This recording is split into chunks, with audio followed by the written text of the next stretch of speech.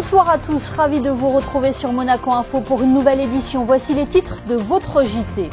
Coup de projecteur ce soir sur le rendez-vous des experts de la cybersécurité, un secteur en perpétuelle évolution qui ne cesse d'innover face aux différentes menaces numériques. Nous en parlerons avec Sébastien Massé, directeur général de Monaco Cybersécurité. Le CHPG lance une campagne de formation à l'autopalpation dans les entreprises, une opération qui vise à sensibiliser les femmes au risque de cancer du sein. C'est l'une des plus anciennes associations humanitaires en principauté, l'AMAD, l'Association mondiale des amis de l'enfance, célèbre cette année ses 60 ans. Son secrétaire général, Jérôme Froissart, est notre invité ce soir. Et puis à la fin de ce journal, nous mettrons à l'honneur les saveurs vénézuéliennes de la chef Victoria Valenina, un voyage culinaire à ne pas manquer. Mais avant de développer ces titres, retour sur cet incident technique qui a touché des dizaines de milliers de foyers dans les Alpes-Maritimes jusqu'au Var. Une panne d'électricité géante a eu lieu mercredi soir, peu avant 20 h. Même si la gestion de son réseau est gérée par la France, la principauté n'a pas été impactée, l'incident ne concernant que certaines lignes à haute tension.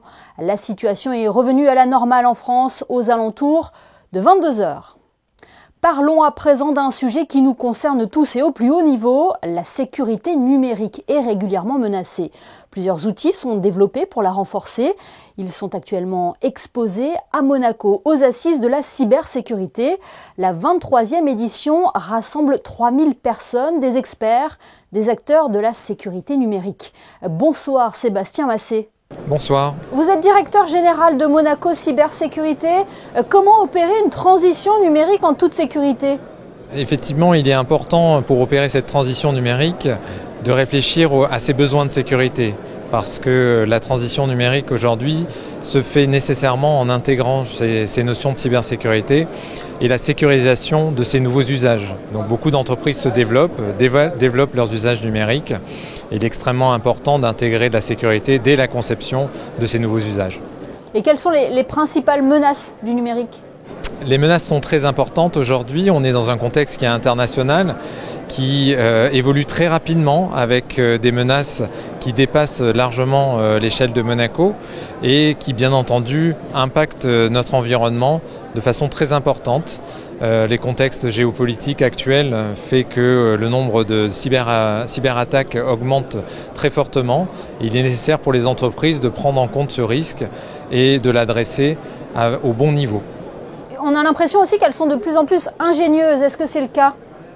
Tout à fait. On a des attaques qui sont de plus en plus innovantes, si je peux utiliser ce terme.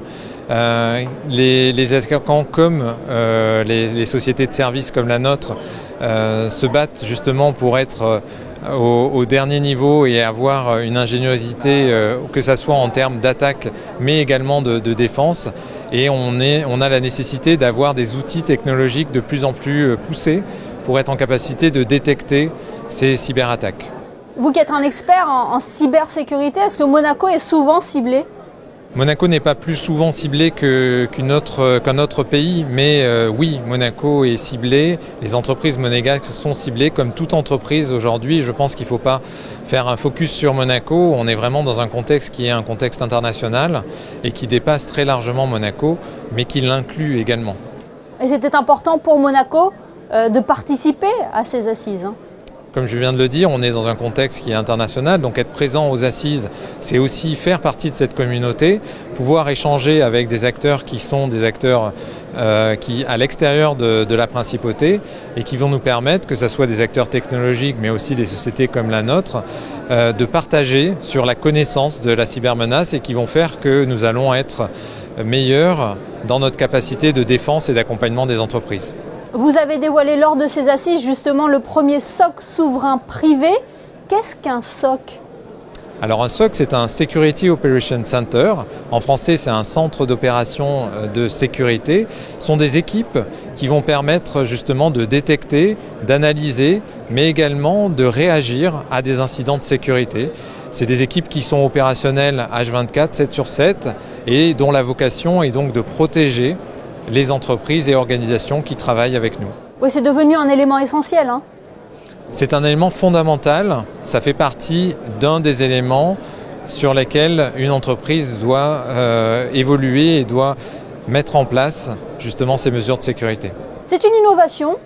Le côté innovant de notre offre vient surtout sur la notion de souveraineté, puisque c'est quelque chose qui a déjà été tenté dans différents pays, mais qui aujourd'hui, en principauté, voit le jour, est opérationnel, avec notamment le support du gouvernement, avec le support de Monaco Cloud, qui est aussi un organe qui vient justement et qui permet le lancement de cette offre. C'est grâce à l'hébergement proposé par Monaco Cloud qu'on est en capacité de proposer ces services avec cette souveraineté. Et puis un partenaire technologique qui nous accompagne et avec lequel nous avons signé nos accords aujourd'hui, qui est la société Sequoia.io. Eh bien, merci beaucoup Sébastien Massé d'avoir été avec nous depuis donc les assises de la cybersécurité. Merci infiniment. Merci beaucoup. Sébastien Massé nous le disait, Monaco peut être ciblé par des cyberattaques comme tous les pays, ce qui nous amène à poser cette question: comment la principauté se positionne en termes de sécurité numérique? Frédéric Fautrier, directeur de l'agence monégasque de sécurité numérique, nous répond. Il est au micro de Fabien Bonilla. On a un gros avantage, c'est la taille du pays. C'est souvent considéré comme un inconvénient, mais dans notre domaine, c'est un avantage, puisqu'on peut avoir une proximité que ne peuvent pas avoir nos confrères français. En l'occurrence, on a eu une discussion hier avec un groupe de travail français qui effectivement remontait la problématique de traiter ces sujets pour les collectivités territoriales. Certains départements, certaines régions sont très isolées en matière de cybersécurité et ont des problèmes. C'est pas le cas en principauté. On s'est donné les moyens au niveau de l'État. Les entreprises ont joué le jeu et se donnent les moyens pour se sécuriser. Donc on est plutôt bien lotis en principauté. Et le SOC souverain que nous évoquions avec Sébastien Massé de Monaco Cybersécurité est un outil qui y contribue.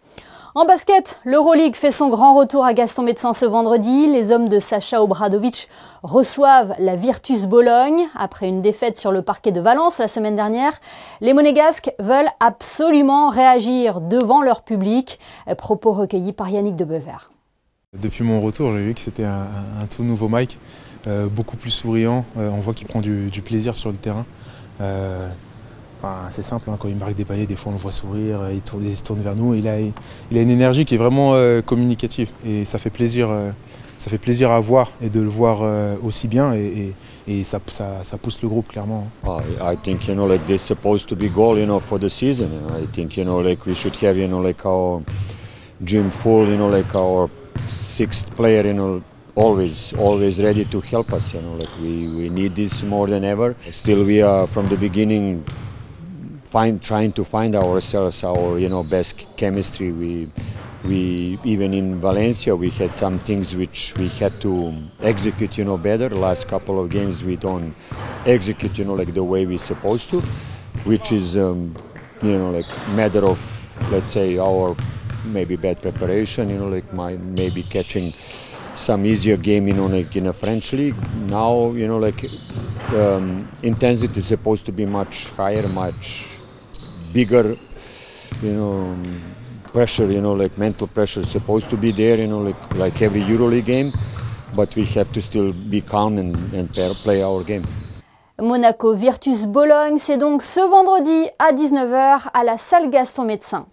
Mathieu Liberator, le chef du service échographie-cénologie au centre hospitalier Princesse Grace, l'annonçait sur notre antenne en début de semaine. Le CHPG se mobilise à l'occasion d'Octobre Rose. Il a lancé une campagne de formation à l'autopalpation dans les entreprises. Christine Datomel a suivi l'un de ces ateliers de sensibilisation. Vous voyez son reportage réalisé avec Hugo Comaza. Monaco Télécom compte 50 femmes dans l'entreprise sur 250 salariés et c'est pourquoi le réseau Monacotel, le réseau des femmes de l'entreprise, a vu le jour il y a 6 mois de cela afin de mettre en place un certain nombre d'initiatives et parmi celles concernant le bien-être et la santé des femmes au travail, la démarche Octobre Rose du CHPG a immédiatement séduit Monaco Télécom qui est l'une des premières entreprises à Monaco à mettre en place cet atelier pour ses collaborateurs. Un atelier qui mettait en avant l'importance du dépistage précoce du cancer du sein en sensibilisant les femmes de l'entreprise à l'autopalpation. C'est un succès, parce que sur les 50 femmes de l'entreprise, on a à peu près 35 personnes qui se sont inscrites à l'atelier. Et puis, comme tout groupe humain, comme toute société, notre entreprise est aussi touchée au travers de certaines femmes qui ont été atteintes du cancer du sein depuis plusieurs années, qui ont été accompagnées, mais on sait la souffrance que ça représente, l'angoisse. Et on a aussi pensé aux hommes, parce qu'on a quelques hommes dans l'entreprise, on les compagne, sont malades actuellement ou l'ont été. Et donc c'est quelque chose qui est très fédérateur pour l'entreprise. Des intervenants du CHPG sont donc intervenus pour parler de l'autopalpation et enseigner aux femmes les bons gestes à pratiquer pour déceler la moindre anomalie sur leur poitrine. L'autopalpation, c'est d'abord avoir la connaissance de son corps et plus particulièrement aujourd'hui la thématique c'est de ses seins.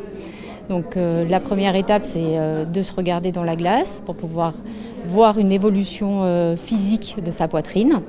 Et la deuxième étape c'est de palper son sein. Donc on palpe le sein opposé par rapport à la main qui va palper. Et l'objectif, c'est d'inspecter toute la zone du sein pour rechercher une éventuelle chose anormale qui n'était pas là précédemment lors de l'autopalpation précédente. Il y a l'aspect visuel dans un premier temps et après il y a l'aspect au toucher pour voir les ganglions, les espaces où vraiment on sent que c'est un peu dur. Donc là on l'a vraiment vécu et avec le mannequin Rosie ça nous a facilité les tâches pour pas que ça soit abstrait. C'est important parce que si une tumeur est détectée précocement, le traitement sera peut-être moins lourd et avec un meilleur résultat. Ça peut toucher toutes les femmes. Donc dans mon entourage, j'ai eu dans mon entourage une connaissance mais jeune donc qu'il avait eu et du coup c'était le déclic chez moi. Je me suis dit donc c'est pas uniquement les femmes âgées, il faut faire la prévention et je me suis dit que là vraiment c'est important de commencer par dans ce cadre de sensibilisation pour dire que c'est important déjà que ce soit pas tabou, il faut quand même savoir s'autopalper pour pouvoir faciliter la prévention. Donc c'est quelque chose vraiment de très bien, une très bonne initiative qui a été lancée. Prochaine initiative pour le réseau Monacotel, une conférence sur le sexisme au travail qui sera donnée au mois de janvier prochain. C'est reconnu, le sport ou l'activité physique ont de nombreux bienfaits sur notre santé. Un message qui va prendre une nouvelle dimension alors que Paris organise les Jeux Olympiques en 2024. À Monaco, la société nautique va lancer prochainement un tout nouveau programme baptisé Aviron Santé. En quoi consiste-t-il et à qui est-il destiné? La réponse avec Frédéric Elion sur des images de Lionel Bernardi. Un programme innovant et original de remise en forme via l'Aviron. Inspiré par une initiative de la Fédération française d'aviron, la Société nautique de Monaco va proposer à partir du 3 novembre le programme Aviron Santé. On est parti de deux constats. Le premier, c'est qu'à Monaco, malgré la richesse du tissu associatif local, on n'a pas, ou très peu du moins, d'activités physiques adaptées pour les personnes qui sont en souffrance, en maladie longue durée. Et donc le deuxième constat, c'est qu'à la Société nautique, on est convaincu des bienfaits du sport, tant pour le corps que pour l'esprit. Et donc voilà, fort de ces deux éléments, on s'est dit, il y a vraiment quelque chose à faire, on ne peut pas rester là sans rien proposer pour ces personnes qui en ont vraiment besoin. Le projet a reçu l'aval du Conseil de l'Ordre des médecins. Objectif de ce programme, réservé à un public sédentaire, en perte d'autonomie ou souffrant d'affections longue durée, reprendre le contrôle de son corps, retrouver un mode de vie actif via une pratique adaptée de l'aviron, que ce soit en extérieur ou en intérieur. Parfois ce sont des traitements lourds ou si ils subissent la maladie et ils vont venir chercher dans l'Aviron Santé un programme qui va complètement leur être adapté. Parce que c'est des gens, parfois, ils n'osent pas ouvrir la porte d'une salle de sport pour reprendre un sport, une activité sportive. C'est un peu rédhibitoire parce que les tarifs déjà sont élevés.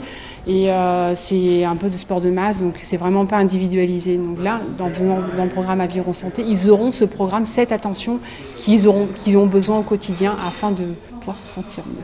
4 créneaux horaires seront proposés par semaine, 2 séances le mercredi et 2 le vendredi pour des groupes de 6 à 10 personnes maximum.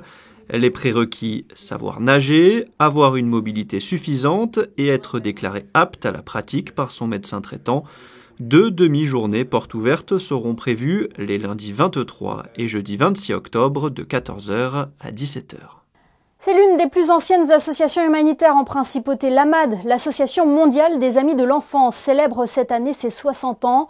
Cofondée par la princesse Grace en 1963, elle est aujourd'hui présidée par son Altesse royale la princesse de Hanovre. Depuis 6 décennies, l'AMAD s'engage dans la protection et l'épanouissement de l'enfance. Son secrétaire général est notre invité ce soir. Bonsoir Jérôme Froissart. Bonsoir Émilie. 60 ans d'action, que représente cet anniversaire pour l'association ? C'est un événement important, 60 ans comme vous pouvez l'imaginer, 60 ans d'engagement en faveur de l'enfance.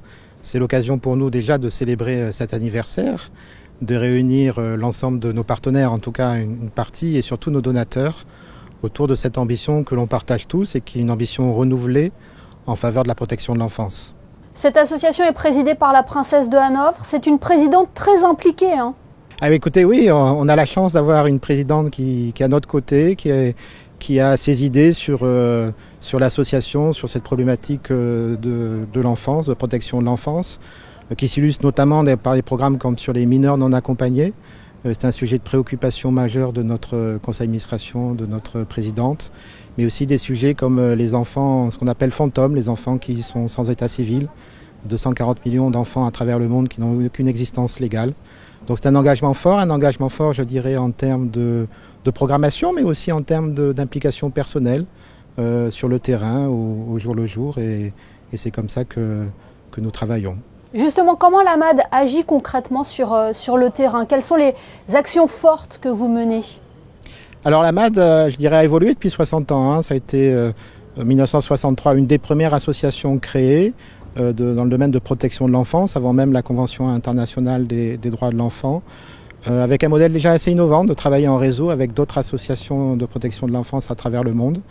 L'AMAD est maintenant positionnée depuis une dizaine d'années comme un acteur de la philanthropie à impact en faveur de l'enfance. Donc l'AMAD porte des programmes qu'elle met en œuvre localement sur le terrain avec des partenaires qu'elle a identifiés, des associations locales qu'elle accompagne dans leur développement, pour en faire des partenaires forts de la protection de l'enfance dans leur pays. On part du principe que nous n'avons pas forcément, nous, la solution ici, mais la solution, elle doit être portée sur le terrain, elle doit être incarnée sur le terrain, et c'est notre contribution. Et puis le troisième métier, c'est celui du plaidoyer, de la communication, de la sensibilisation. On ne parle pas suffisamment d'enfance peut-être, parce que l'enfant, justement, est celui qui bien souvent n'a pas la parole, que l'on n'en voit pas, donc on s'attache à incarner ces problématiques au travers des enfants que l'on appuie, de ces bénéficiaires, et de leur donner la parole pour faire changer, faire bouger les lignes. Est-ce qu'il y a des territoires, Jérôme Froissart, où il est difficile d'agir ? Je dirais ça se complique un petit peu. Hein. Il y a 10 ans de ça, c'était déjà pas forcément facile. Ça devient un peu compliqué, mais je pense qu'on a plusieurs avantages. Le premier, c'est qu'on a une approche très, très terrain, avec les partenaires locaux.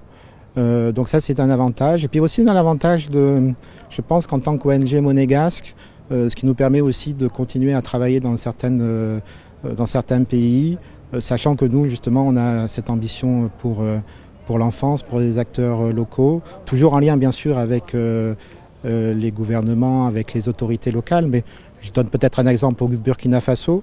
C'est un pays où on est en train de mettre en œuvre un projet sur la régularisation à l'état civil de 20 000 enfants.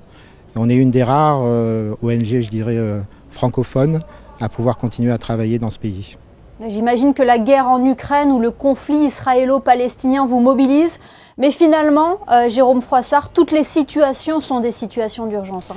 Oui, tout à fait. Alors, on travaille sur le moyen terme, sur le long terme. Hein. Nos programmes sont des programmes d'accompagnement par phase de 3 ans.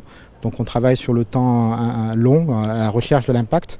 Mais nous avons aussi la possibilité de nous mobiliser dans les cas d'urgence. Donc, ça a été le cas en Ukraine, où on a soutenu justement des maternités sur la ligne de front. Ça a été le cas au Liban, et on est toujours prêt à intervenir dans le cas de l'urgence, même si ce n'est pas notre métier premier, on est plutôt sur la post-urgence.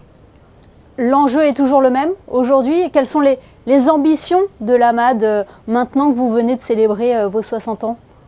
Alors cette ambition, c'est de devenir cet acteur de la philanthropie à impact, de pouvoir offrir une offre de philanthropie à des grands donateurs, qui s'engagent autour de nous. Alors cette occasion de cet anniversaire, c'est aussi l'occasion de faire de belles rencontres avec des donateurs qui se disent écoutez, moi ce que vous faites, ça me plaît, plutôt tel programme, j'aurais telle ambition.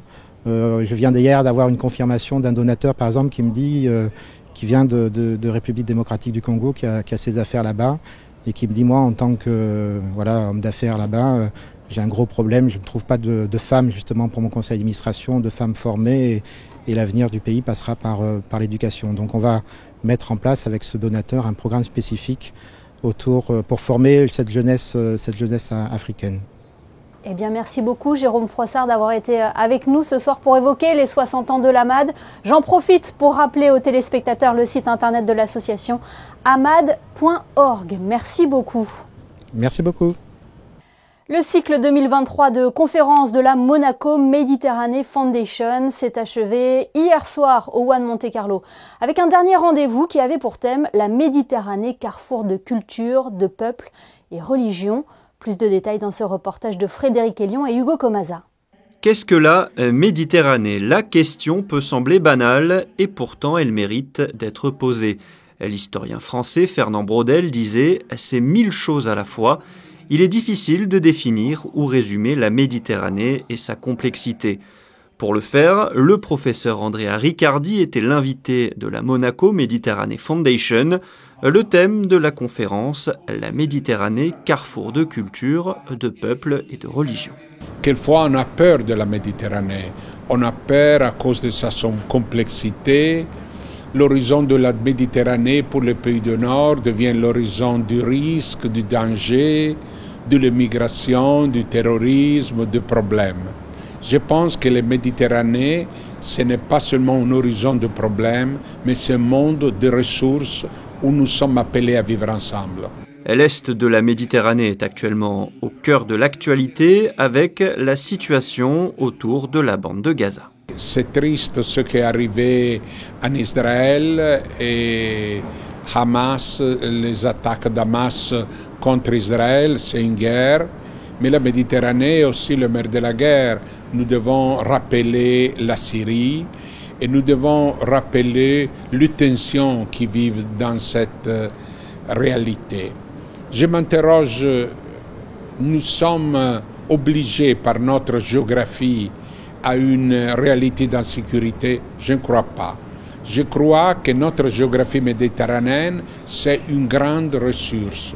Cette soirée était le dernier rendez-vous du cycle de conférences 2023 de la Monaco Méditerranée Foundation.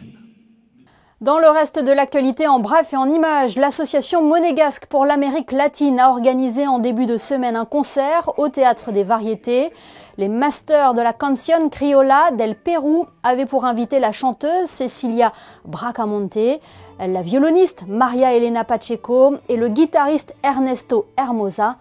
3 artistes qui sont actuellement en tournée européenne. À noter que l'AMLA organisera son gala annuel le 8 décembre prochain au One Monte Carlo. Il mettra à l'honneur le Panama. Restons en Amérique latine avec ces saveurs qui viennent jusqu'en Principauté, au cœur du patio de l'hôtel de Paris. Un restaurant éphémère vient d'ouvrir. Le Taera Monte Carlo propose une immersion dans la cuisine vénézuélienne. Émilie Terrasson et Hugo Comasa sont allés à la rencontre de la chef Victoria Valenia. Une cuisine pleine de saveurs, c'est le souhait de ce nouveau restaurant de la Société des Bains de Mer. La carte propose des recettes vénézuéliennes qui prennent racine dans l'histoire de la chef du restaurant. Je suis née et j'ai grandi au Venezuela. Je suis partie du Venezuela quand j'avais 18 ans. Et en fait, j'ai fait toute ma carrière sur Monaco et c'était en tout cas une opportunité pour moi de pouvoir exprimer et montrer un petit peu la cuisine de mes origines. Et la cuisine de mon terroir. Et pouvoir le mettre en avant à Monaco, c'est vraiment une grande opportunité. Après une carrière en France et en Principauté, l'envie de cuisiner les saveurs de ses origines est apparue.